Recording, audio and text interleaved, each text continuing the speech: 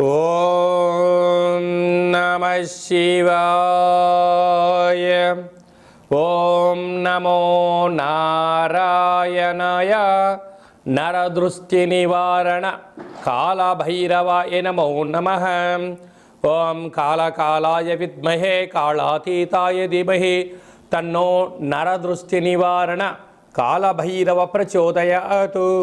హరి ఓం. మా ఛానల్కి స్వాగతం.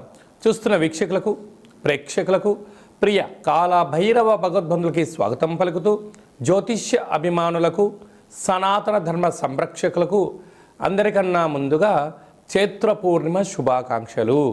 చైత్రమాసం అనగానే మనకు అందరికీ గుర్తొచ్చేది వేసవి కాలం.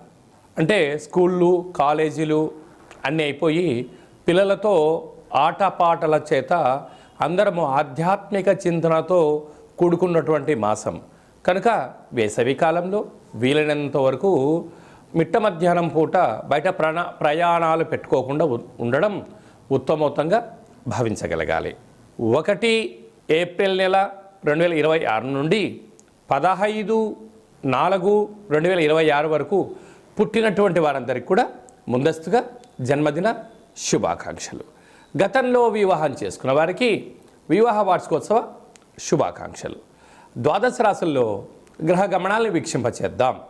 మేషరాశిలో ఏడాది తర్వాత శుక్ర భగవానుడు సంచార స్థితి, 12 సంవత్సరాల తర్వాత దేవగురు బృహస్పతి మిథునరాశిలో సంచార స్థితి, 18 సంవత్సరాల తర్వాత సింహరాశిలో కేతు సంచార స్థితి, కుంభరాశిలో కుజుడు, బుధుడు మరియు రాహు సంచార స్థితి, 30 సంవత్సరాల తర్వాత మీనరాశిలో శని భగవానుడు, ఏడాది తర్వాత రవి భగవానుడితో కలిపినటువంటి శని భగవానుడు సంచార స్థితితో ద్వాదశ రాశుల్లో గ్రహ గమనాలు ఈ విధంగా ఉన్నాయి.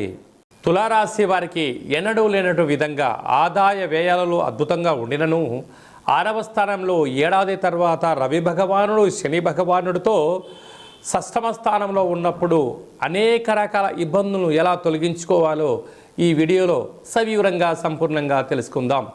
తులారాశిలో ఏ నక్షత్రాలు వస్తాయనగా చిత్తా నక్షత్రంలోని 3వ పాదం, 4వ పాదం, స్వాతి నక్షత్రంలోని 4 పాదాలు, విశాఖ నక్షత్రంలోని 1, 2, 3 పాదములు కలిపితే తులారాశి.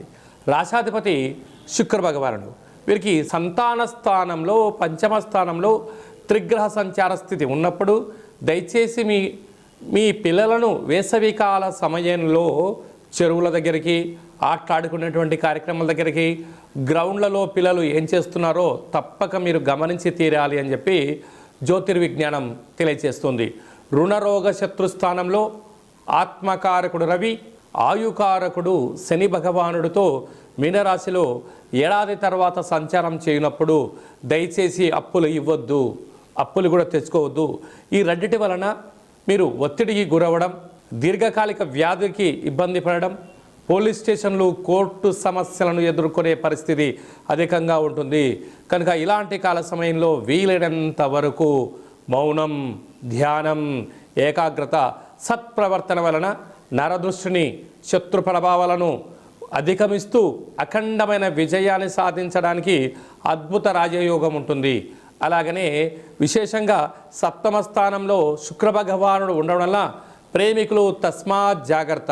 ఇలాంటి కాల సమయంలో చైత్ర పూర్ణిమ సందర్భంగా తులారాశి వారు రాత్రిపూట పాలను ఒక బౌల్గా ఏర్పాటు చేసి పాలలో ఆ యొక్క చంద్రభగవాన్ని దర్శనం చేసుకొని ఈ పాలను మీరు తీర్థంగా స్వీకరించి మీరు భూమాతకు పోయడం వలన రుణరోగ శత్రు సమస్యలు తొలగిపోతాయి.